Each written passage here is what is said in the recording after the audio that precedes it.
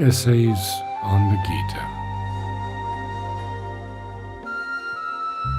Chapter 13.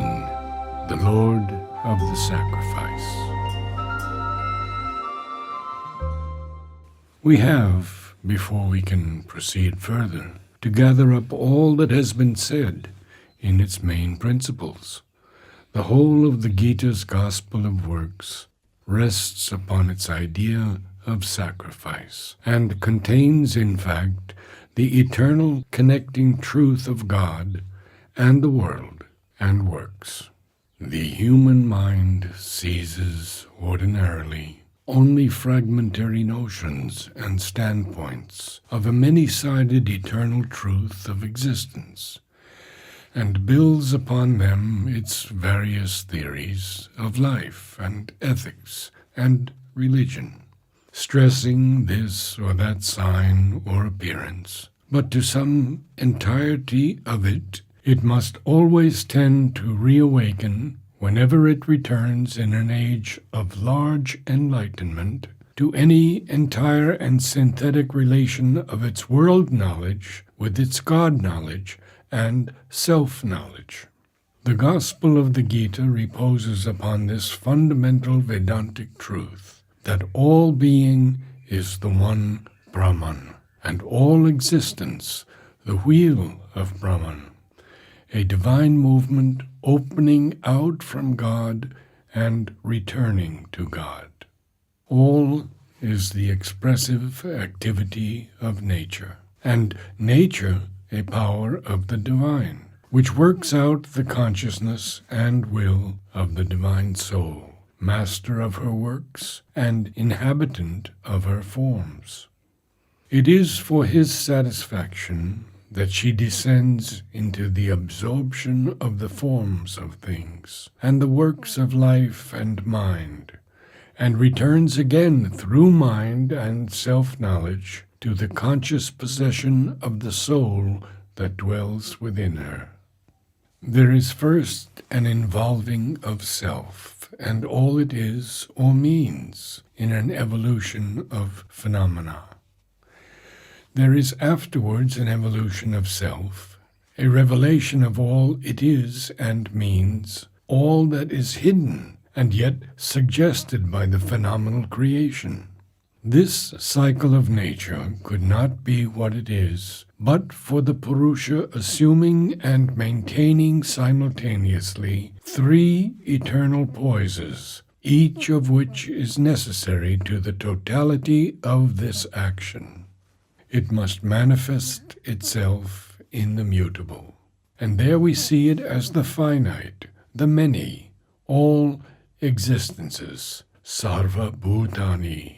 It appears to us as the finite personality of these million creatures with their infinite diversities and various relations, and it appears to us behind these as the soul and force of the action of the gods. That is to say, the cosmic powers and qualities of the divine which preside over the workings of the life of the universe, and constitute to our perception different universal forms of the one existence, or it may be various self-statements of personality of the one supreme person.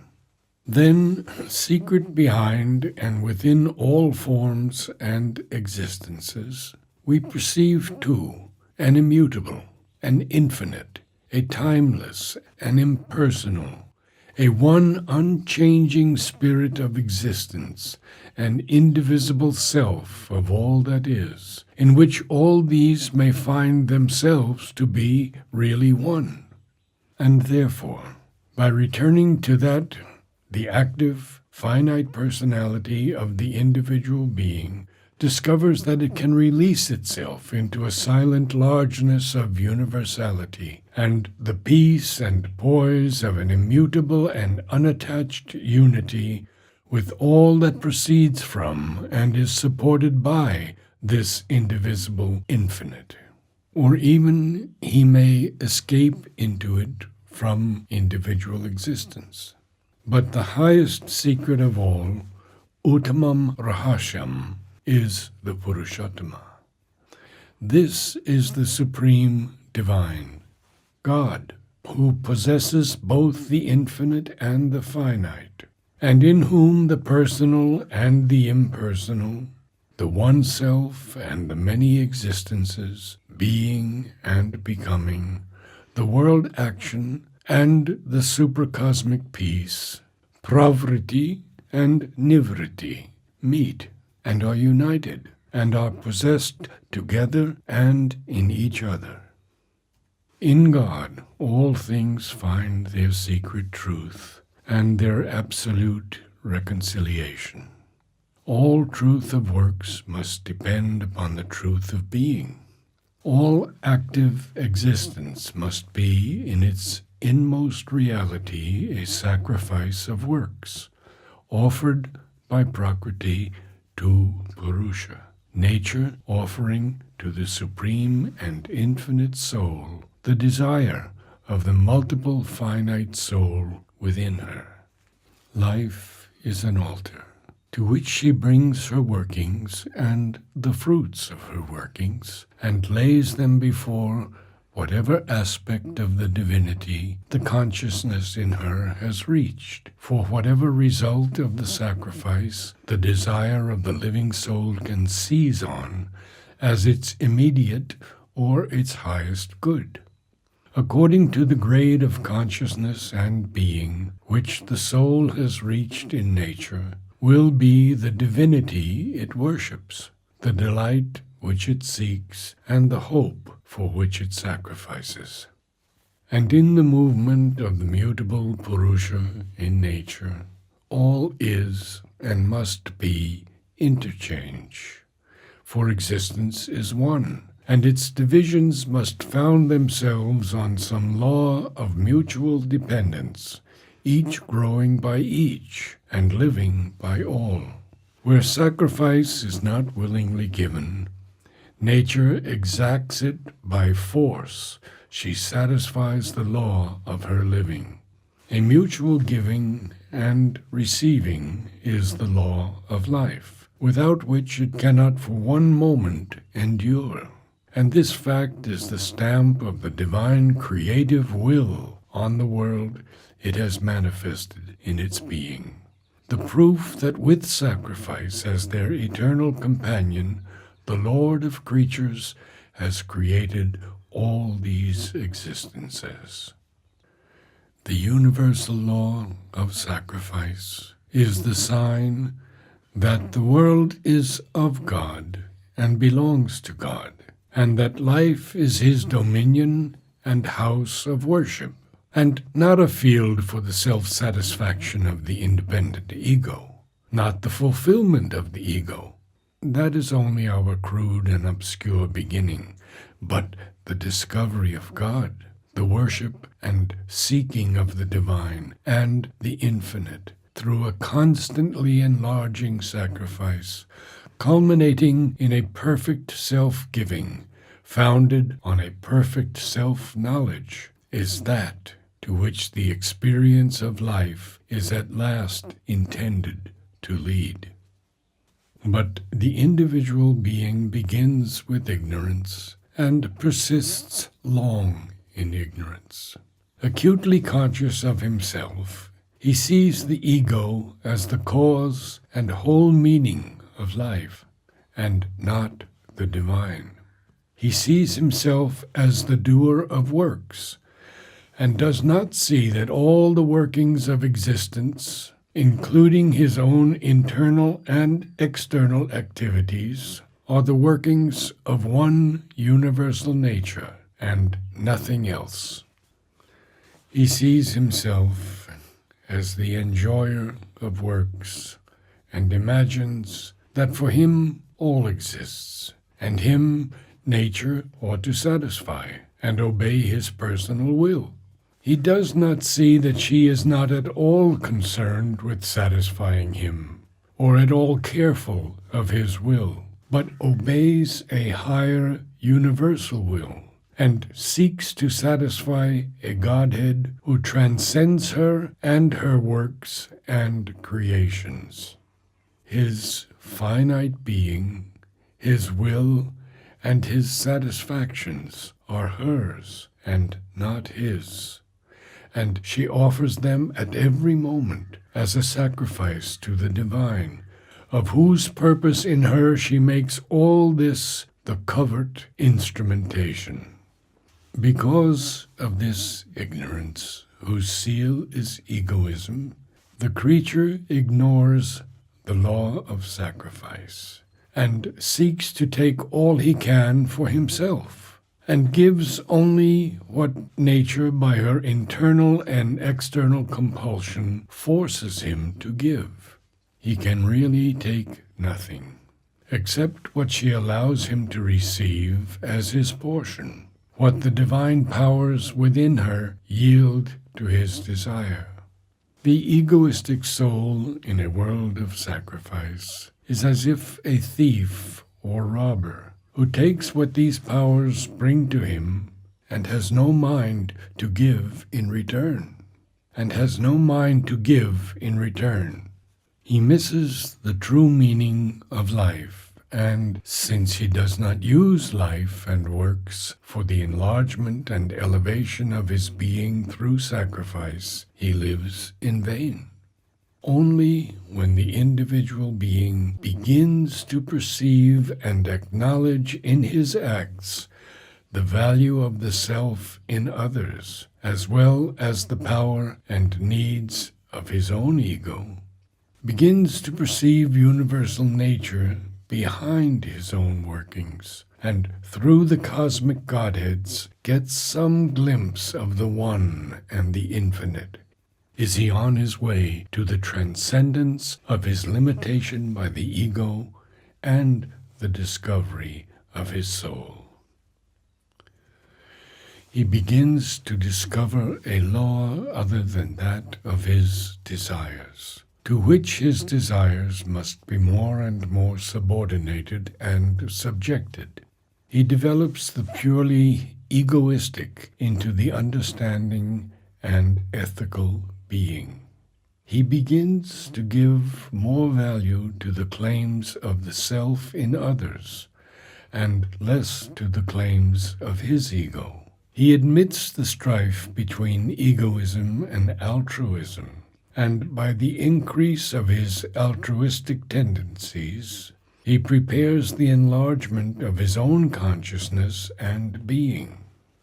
He begins to perceive nature and divine powers in nature, to whom he owes sacrifice, adoration, obedience, because it is by them and by their law that the workings both of the mental and the material world are controlled. And he learns that only by increasing their presence and their greatness in his thought and will and life can he himself increase his powers, knowledge, right action, and the satisfactions which these things bring to him. Thus he adds the religious and superphysical to the material and egoistic sense of life, and prepares himself to rise through the finite to the infinite. But this is only a long intermediate stage. It is still subject to the law of desire, to the centrality of all things in the conceptions and needs of his ego, and to the control of his being, as well as his works by nature. Though it is a regulated and governed desire, a clarified ego, and a nature more and more subtilized and enlightened by the sattvic, the highest natural principle. All this is still within the domain, though the very much enlarged domain, of the mutable, finite, and personal.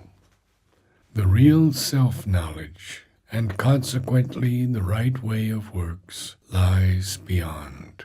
For the sacrifice done with knowledge is the highest sacrifice, and that alone brings a perfect working.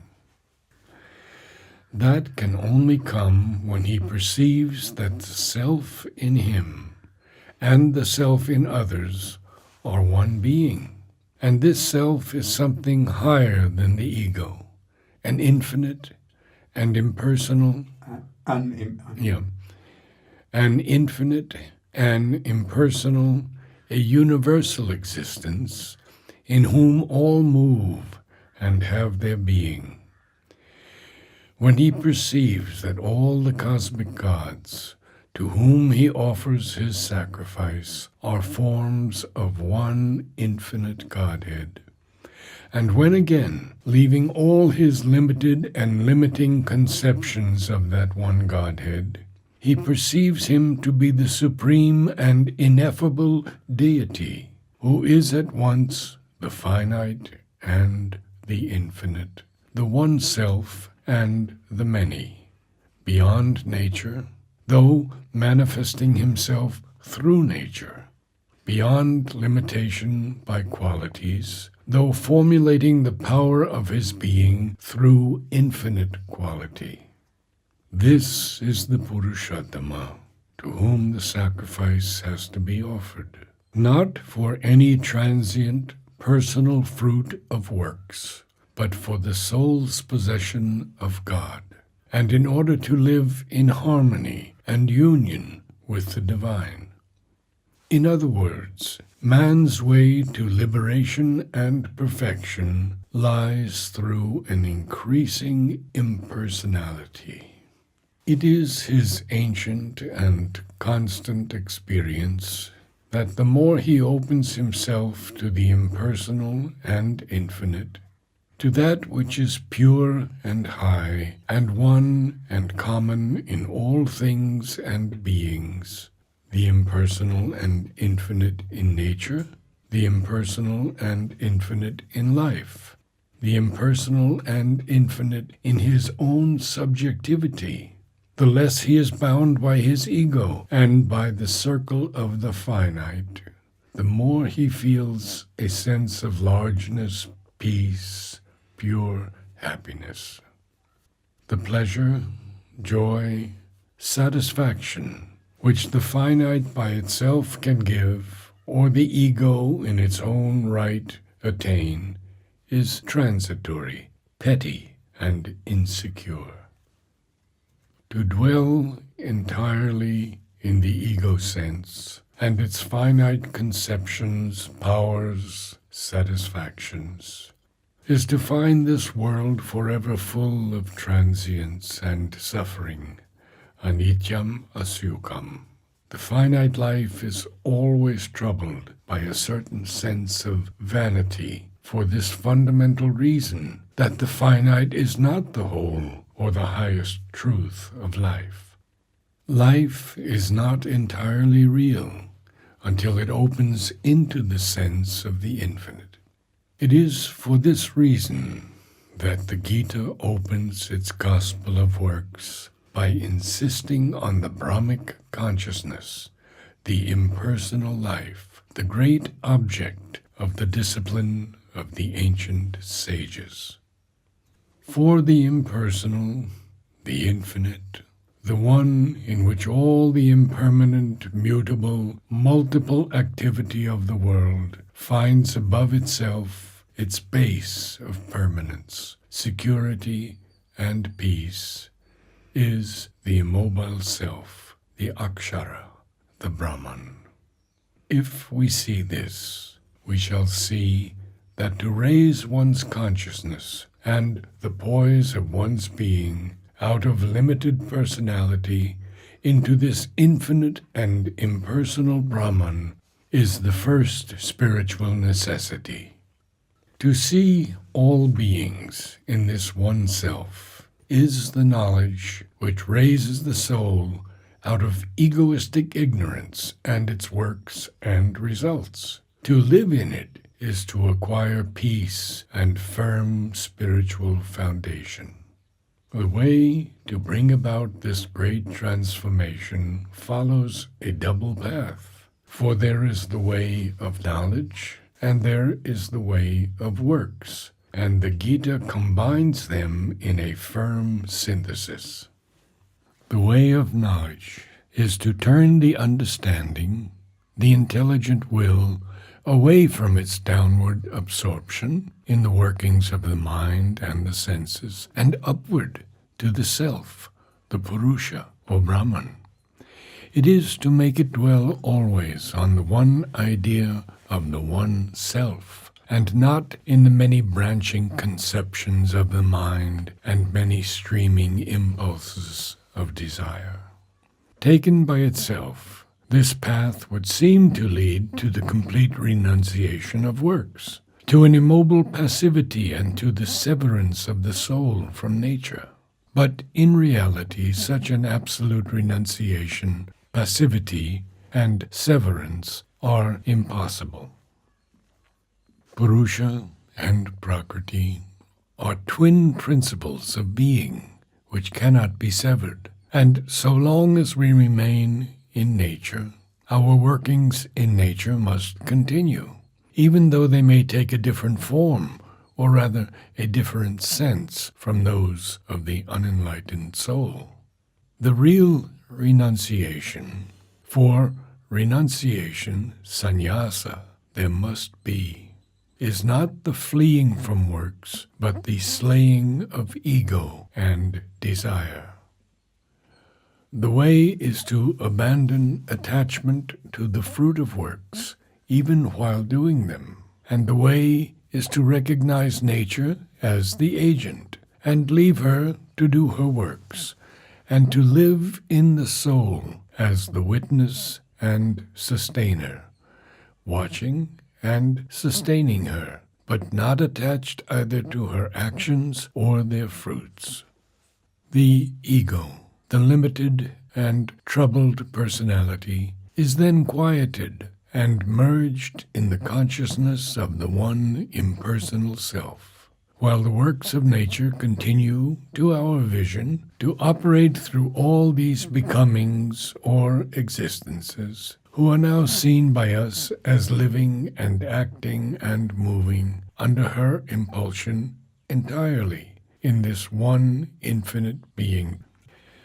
Our own finite existence is seen and felt to be only one of these, and its workings are seen and felt to be those of nature, not of our real self, which is the silent, impersonal unity. The ego claimed them as its own doings, and therefore we thought them ours. But the ego is now dead, and henceforth they are no longer ours, but nature's. We have achieved, by the slaying of ego, impersonality in our being and consciousness. We have achieved, by the renunciation of desire, impersonality in the works of our nature. We are free not only in inaction, but in action. Our liberty does not depend on a physical and temperamental immobility and vacancy, nor do we fall from freedom directly we act. Even in a full current of natural action, the impersonal soul in us remains calm, still, and free. The liberation given by this perfect impersonality is real, is complete, is indispensable. But is it the last word, the end of the whole matter? All life, all world existence, we have said, is the sacrifice offered by nature to the Purusha, the one and secret soul in nature, in whom all her workings take place. But its real sense is obscured in us by ego, by desire, by our limited, active, multiple personality. We have risen out of ego and desire and limited personality, and by impersonality, its great corrective, we have found the impersonal Godhead. We have identified our being with the one self and soul in whom all exist. The sacrifice of works continues, conducted not by ourselves any longer, but by nature. nature operating through the finite part of our being, mind, senses, body, but in our infinite being. But to whom then is this sacrifice offered, and with what object? For the impersonal has no activity and no desires, no object to be gained, no dependence for anything on all this world of creatures. It exists for itself, in its own self-delight, in its own immutable eternal being. We may have to do works without desire, as a means in order to reach this impersonal self-existence and self-delight. But that movement, once executed, the object of works is finished. The sacrifice is no longer needed. Works may even then continue, because nature continues and her activities. But there is no longer any further object in these works. The sole reason for our continuing to act after liberation is purely negative. It is the compulsion of nature on our finite parts of mind and body. But if that be all, then, first, works may well be whittled down and reduced to a minimum, may be confined to what nature's compulsion absolutely will have from our bodies. And secondly, even if there is no reduction to a minimum, since action does not matter and inaction also is no object, then the nature of the works also does not matter. Arjuna, once having attained knowledge, may continue to fight out the battle of Kurukshetra, following his old Kshatriya nature, or he may leave it and live the life of the sannyasin, following his new quietistic impulse.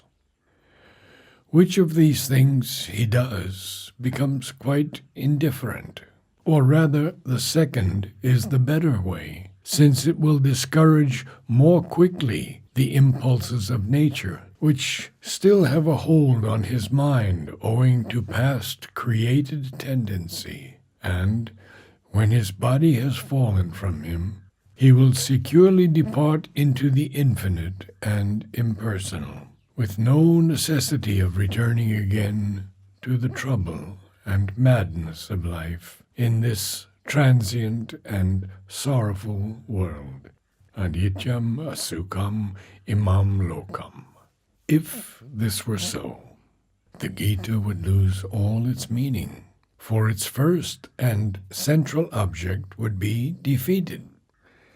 But the Gita insists that the nature of the action does matter, and that there is a positive sanction for continuance in works, not only that one quite negative and mechanical reason, the objectless compulsion of nature.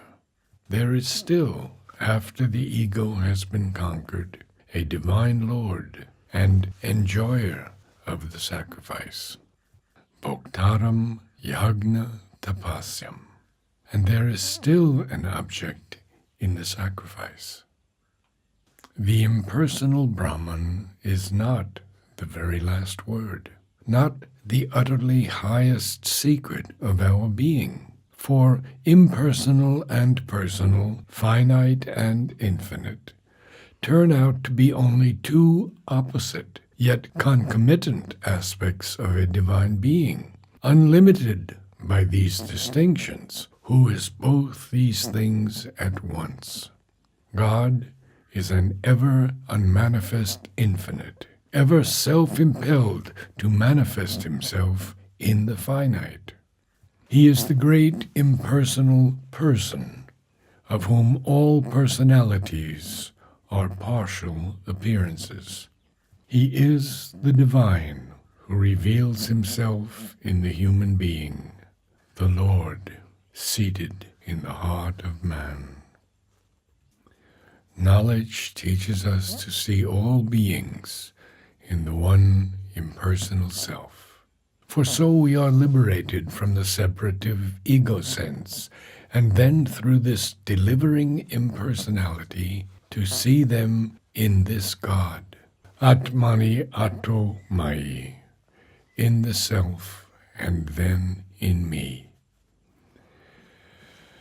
Our ego, our limiting personalities, stand in the way of our recognizing the divine, who is in all and in whom all have their being. For, subject to personality, we see only such fragmentary aspects of him as the finite appearances of things suffer us to seize.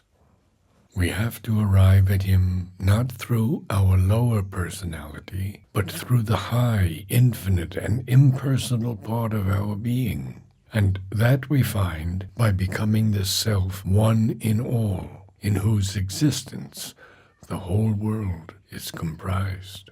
This infinite containing, not excluding all finite appearances, this impersonal admitting, not rejecting all individualities and personalities, this immobile, sustaining, pervading, containing, not standing apart from all the movement of nature, is the clear mirror in which the divine will reveal his being.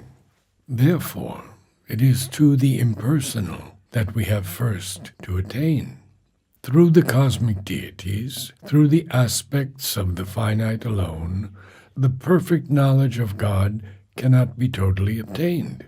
But neither is the silent immobility of the impersonal self, conceived as shut into itself and divorced from all that it sustains, contains, and pervades, the whole all-revealing, all-satisfying truth of the divine. To see that, we have to look through its silence to the Purushottama.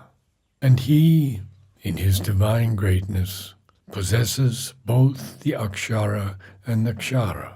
He is seated in the immobility, but he manifests himself in the movement and in all the action of cosmic nature. To him, even after liberation, the sacrifice of works in nature continues to be offered. The real goal of yoga is then a living and self-completing union with the divine Purushottama, and is not merely a self-extinguishing emergence in the impersonal being.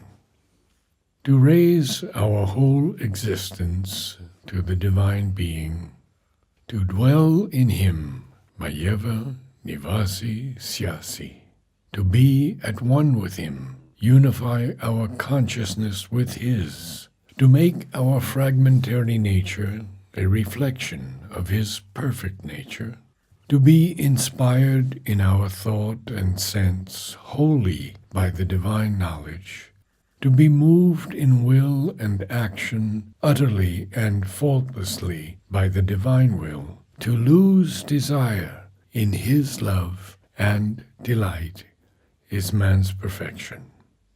It is that which the Gita describes as the highest secret. It is the true goal and the last sense of human living, and the highest step in our progressive sacrifice of works. For he remains to the end the master of works and the soul of sacrifice.